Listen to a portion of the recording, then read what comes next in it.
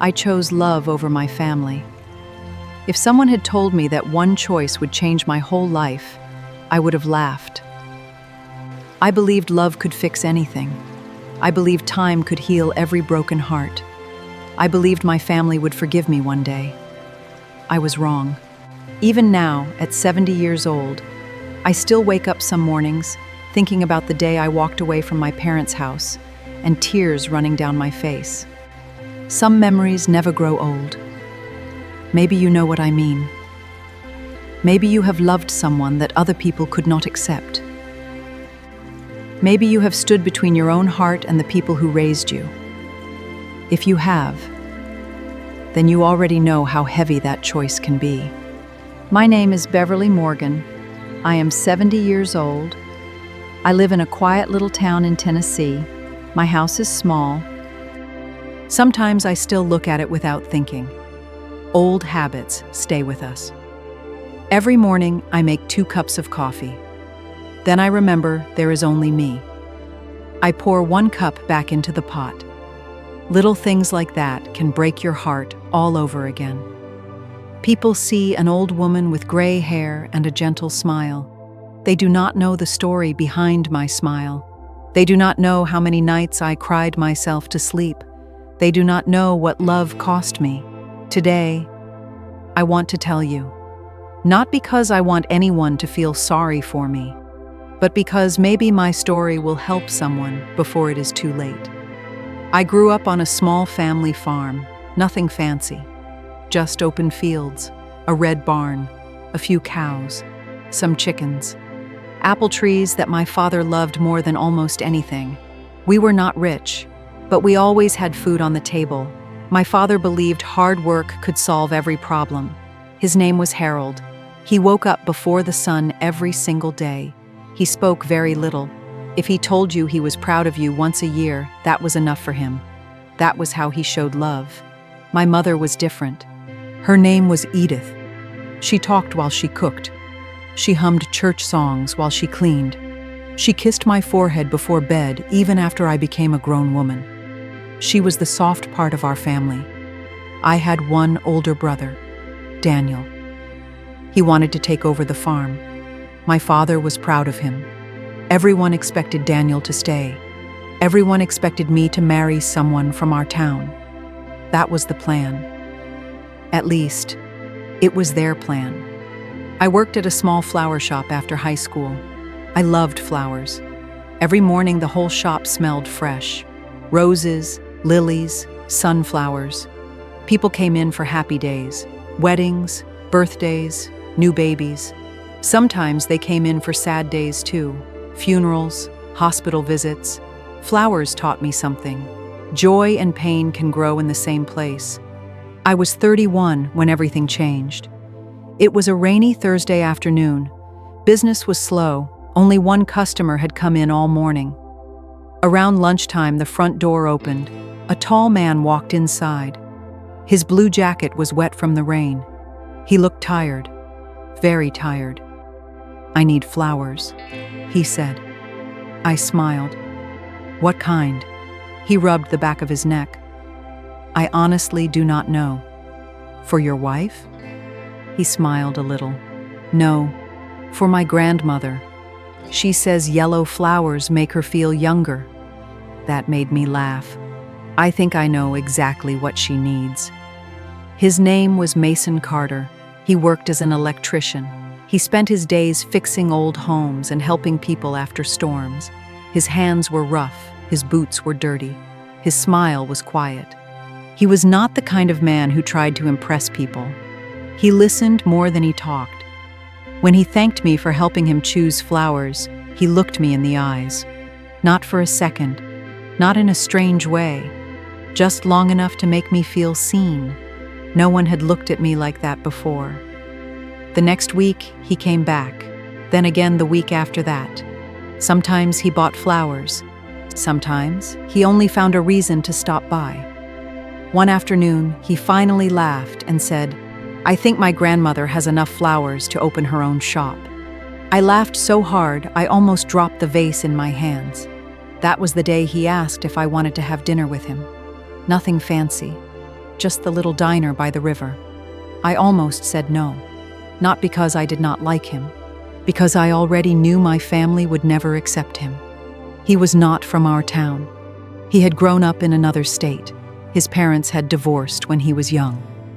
My father believed people from broken homes brought broken lives. It was unfair, but that was how he thought. I tried to ignore those thoughts. For the first time in years, I felt excited. That dinner lasted 4 hours. We talked about childhood, dreams, faith, music, family. He never interrupted me. He never looked at his watch. When he walked me to my car, he smiled and said, "I hope this is not our last dinner." I smiled back. I hope not either. As I drove home that night, I could not stop smiling. But deep inside, a small voice kept whispering, "What will your family say?" I tried to push that thought away. I wanted to enjoy being happy. I did not know that happiness was already counting its final quiet days.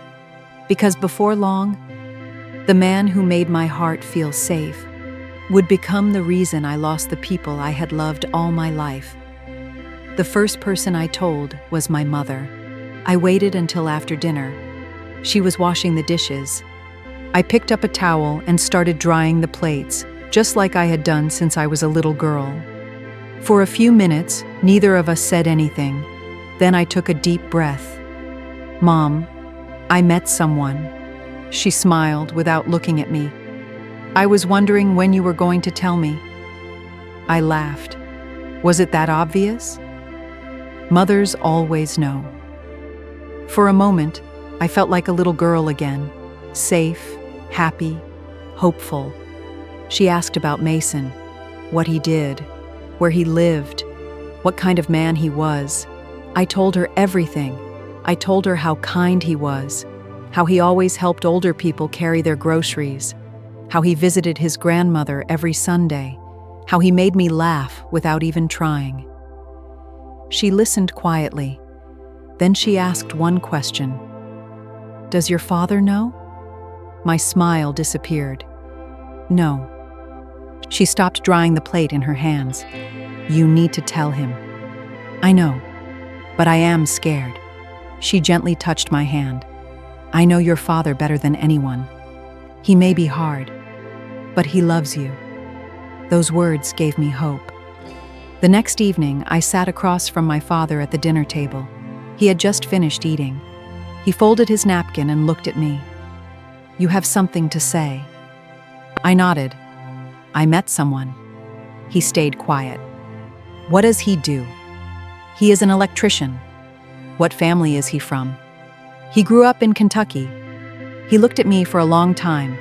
Then he slowly pushed his chair back. I said, "What family?" I swallowed. "His parents divorced when he was young." The room became silent. Even the old clock on the wall seemed louder. Tick, tick, tick. Finally, my father spoke. "No. Just one word. No shouting. No questions. Just no." I looked at him. "You do not even know him." "I do not need to. He is not for you." My heart started beating faster. "Please, just meet him once." I said no. That was the end of the conversation, or so I thought. The next few weeks became harder than I could have imagined. Every time Mason asked if he could meet my parents, I found another excuse. "They are busy. My father is working. Maybe next weekend." I hated lying. One evening, Mason looked at me while we were sitting on a park bench. The sun was going down. Children were playing nearby. He quietly asked, "Are your parents ashamed of me?" The question broke my heart. "No." "It is not you." "Then what is it?" I looked down at my hands. "They already decided they do not want you." He stayed quiet for a long time. Then he smiled, a sad smile. "I cannot make them love me." "No, but I love you." He gently squeezed my hand. "And I love you." That should have made everything easier. Instead, it made everything harder. Because now I knew exactly what I could lose. A few days later, my older brother Daniel came to see me at the flower shop. He never visited during work. I knew something was wrong. He looked around to make sure no customers were inside. Then he crossed his arms. "Dad sent me." I already knew why. "You need to stop seeing that man." "I love him. You barely know him." "I know enough." Daniel sighed. "You are embarrassing this family." His words hurt more than I expected. "I am not doing anything wrong. You are choosing a stranger over your own blood." I felt tears filling my eyes. "I am not choosing one over the other. I want both." He shook his head. "You cannot have both." Then he walked away. I stood there, surrounded by flowers. The whole shop smelled sweet. But for the first time, I could not smell anything. That night, I cried until my pillow was wet. A week later, Mason invited me to meet his grandmother, the same grandmother who loved yellow flowers. Her little house sat on the edge of town. It was old, the paint was peeling, the porch leaned a little to one side, but the yard was full of flowers. She opened the door before we even knocked. "So this is Beverly." She hugged me before I could say a word. No questions, no judgment, just a warm hug. We spent the afternoon drinking iced tea.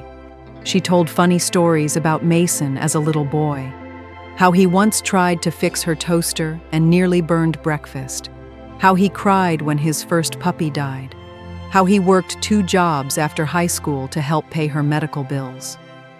I watched him while she talked. He looked embarrassed. She laughed. "You see these hands?" She held up his rough hands. "Those hands have taken care of me for years." I looked at him. He smiled. Very softly. On the drive home, I felt something I had not felt in months. Peace.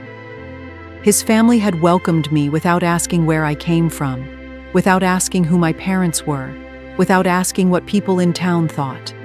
They simply opened their door. Sometimes kindness is that simple. A few days later, Mason surprised me. He parked outside the flower shop just before closing. When I climbed into his truck, he looked nervous. "I have something to ask you." I smiled. "What is it?"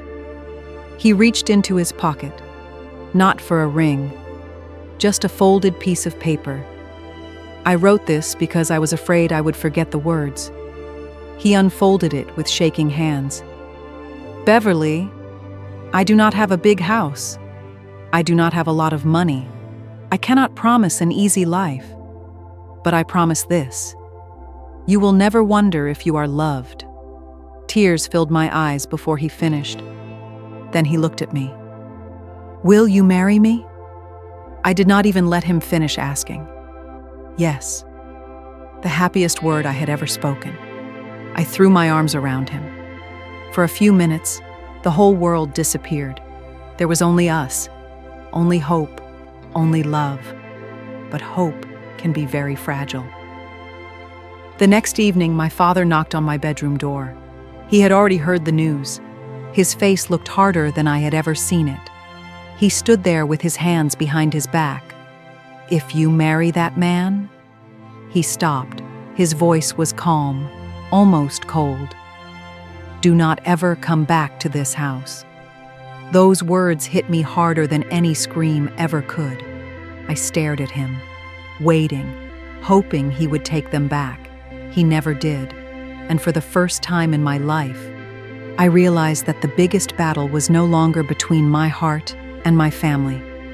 It was between fear and the future I wanted to build. I did not sleep that night. I sat beside my bedroom window until the sun came up. The house was quiet, too quiet. I could hear the old clock downstairs. Tick, tick, tick. Every second felt like it was pushing me toward a choice I never wanted to make. I kept asking myself the same question. Why did I have to lose one family just to build another? The next morning, my mother knocked softly on my door. She walked in carrying a cup of tea. She sat beside me without saying a word. After a long silence, she gently brushed my hair behind my ear, just like she did when I was little. "I wish things were different," she whispered. "So do I." Her eyes filled with tears. "I cannot change your father. I know, but I can still love you." Those words stayed with me. Even today, sometimes love is quiet, sometimes it cannot stop the pain, but it reminds you that you are not completely alone. 2 days later, I met Mason by the river. He looked at my face and knew I had been crying. "You do not have to explain." "I want to." I told him everything, every word my father had said, every tear, every fear. When I finished, he looked down at the water. "I cannot ask you to lose your family because of me." "You are not asking. It is happening anyway." He took a deep breath. "If you decide to stay with them, I will understand." Those words broke something inside me. He was giving me a way out, not because he wanted to lose me, because he loved me enough to let me choose. I grabbed his hand. "No. I have spent my whole life making everyone else happy. I cannot spend the rest of it pretending my heart does not matter." He looked at me, very quietly. "Are you sure?" I nodded. "I am choosing you." A month later, we were married. It was a small church outside town. The pastor, 2 neighbors, Mason's grandmother. That was all. There was an empty seat in the front row. I kept looking at it. Part of me still hoped my mother would walk through the door. Or maybe my father. No one came. When the ceremony ended, Mason held my hand tightly. "I am sorry." I smiled through my tears. "Do not be.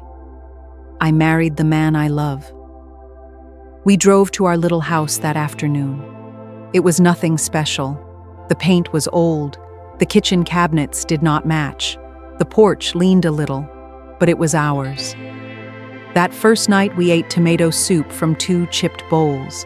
We sat on the floor because our dining table had not arrived yet. Mason looked around the empty living room and laughed. "I guess rich people would feel sorry for us." I laughed too. They have no idea how happy we are. And we really were. Not because life was easy, because we had each other. The years passed quietly. I found a job at the town library. Mason worked long days fixing electrical problems in homes and schools. Every evening I heard his truck before I saw it. The sound of that old engine always made me smile. I would stand at the kitchen window. He would climb out of the truck, wave at me, then walk inside with the biggest smile on his face. Those little moments became my favorite part of every day. We were never rich. Some months money was very tight. Once our water heater broke in the middle of winter. Another time our old car stopped working on the highway. We laughed through most of it. Mason always said, "We may not have much, but we have enough." I believed him. 3 years after we married, our son was born. We named him Ethan. The first time Mason held him, he cried so hard that the nurse started crying too. He kissed Ethan's tiny forehead. "I will always protect you." Watching him become a father made me love him even more. He changed diapers. He read bedtime stories. He built toy cars from pieces of wood in the garage. Ethan followed him everywhere. "Daddy, Daddy, Daddy." That little voice filled our home with joy. But every birthday, every Christmas, every Thanksgiving, one chair stayed empty. The chair where my parents should have been. I kept sending Christmas cards, every year, sometimes with pictures of Ethan, sometimes with a short letter. "Mom, Dad, I still love you." Nothing came back, nothing arrived, only silence. One afternoon, Ethan was 6 years old. He climbed onto my lap while I was folding laundry. "Mom?" "Yes, sweetheart." "Why do my friends have 2 grandpas and 2 grandmas?" I froze. He looked at me with those innocent little eyes. "Do I have grandparents too?" I smiled, but my heart hurt. "Yes." "Then why do they never visit me?" I hugged him tightly, so he would not see me cry. That night, after Ethan fell asleep, Mason found me sitting on the back steps. "You are thinking about them again." I never stop. He sat beside me. "We can drive there tomorrow. They do not want to see me. You do not know that." "I think I do." He stayed quiet. Then he wrapped his arm around my shoulders. "I still believe hearts can change." I wanted to believe him. I truly did. But after all those years, hope had become harder to hold. I had no idea that before the year ended, one phone call would change everything, and it would force me to face the family I thought I had lost forever. The phone rang early on a cold Monday morning. I almost did not answer it. Very few people called that early. I picked up the phone. "Hello?" For a few seconds, I heard nothing. Then a soft voice said, "Beverly." I knew that voice, even after all those years. "Mom?" She started crying. So did I. Neither of us could speak. We simply cried. Years of pain came out without words. Finally, she whispered, "Your father had a stroke." My heart stopped. "He is in the hospital. He keeps asking for you." I sat down because my legs felt weak. The man who had closed the door on me was calling my name. I looked at Mason. He had heard enough to understand. He picked up the car keys. "We are leaving now." The drive felt longer than ever. I kept looking out the window. The same roads, the same old farms, the same church. Nothing had changed, but I had. When we reached the hospital, my hands were shaking. I stood outside my father's room for almost a full minute. I was afraid, not of seeing him, of hearing him reject me one last time. Mason gently touched my shoulder. "You do not have to do this alone." I nodded. Then I opened the door. My father looked so small, so weak. The strong farmer I remembered was gone. His hair was almost white, his hands were thin. The machines beside his bed made soft sounds. For the first time in my life, he looked afraid. His eyes met mine. They filled with tears. He slowly reached out his hand. I walked closer. I held it. His hand was cold. He tried to speak. The words came slowly. "I was wrong." That was all. Just 3 words. But they carried 25 years of pain. I could not stop crying. Neither could he. I lost my daughter because of my own pride. I squeezed his hand. "You did not stop being my father. I never stopped loving you." He closed his eyes. "I watched your house many times." I looked at him in surprise. "What?" "I drove past every Christmas. I saw your little boy playing. I wanted to stop, but I was too ashamed." My heart broke all over again. 25 years, 25 birthdays, 25 Christmas mornings, all because neither of us knew how to cross the distance. A few minutes later, my mother walked into the room. She hugged me tighter than she ever had before. "I missed you every single day." "I missed you too." She looked at Mason. "I should have thanked you years ago." He smiled. "You still can." She hugged him too. Then she turned to Ethan, who was standing quietly beside us. "So this is my grandson." Ethan smiled. "Hi, Grandma." She dropped to her knees and cried as she hugged him. That moment should have happened years earlier, but sometimes life gives us another chance, even if it comes late. For the next several weeks, we visited my father every day. Some days he talked, some days he only smiled. One afternoon, he asked Mason to stay after everyone else left. Later, while we were walking to the parking lot, I asked, "What did he say?" Mason smiled. "He asked me to take care of his little girl." I laughed through my tears. I am 70 years old." He smiled. "You will always be his little girl." 3 months later, my father passed away peacefully. The night before he died, he asked me to forgive him. I already had.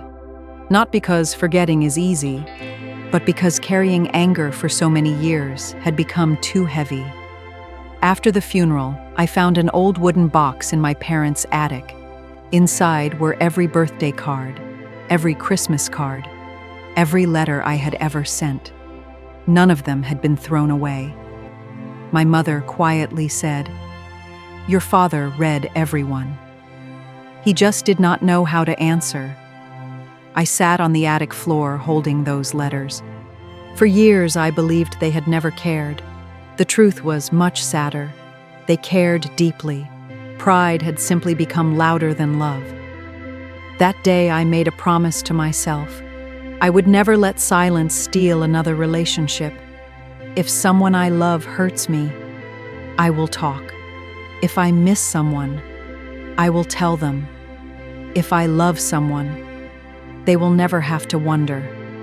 Today, my porch still has 2 rocking chairs, one for me, one for Mason.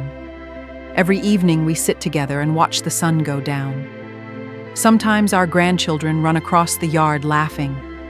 Sometimes we simply hold hands without speaking. And every now and then, I look toward the sky and think about my father. I do not remember the angry man anymore. I remember the old man who held my hand in that hospital room and found the courage to say, "I was wrong. If you have someone you love, please do not wait. Do not let pride speak louder than your heart." A phone call takes only a few minutes. A visit takes only a few hours. But waiting too long can take away years that never come back. Love is precious. Family is precious. Sometimes you cannot keep everyone happy, but you can always choose kindness. Because at the end of life, people rarely regret loving too much. They regret the love they never showed. That is the lesson my life gave me. And if my story stays with you after today, I hope it reminds you to make peace while there is still time. Tomorrow is never promised.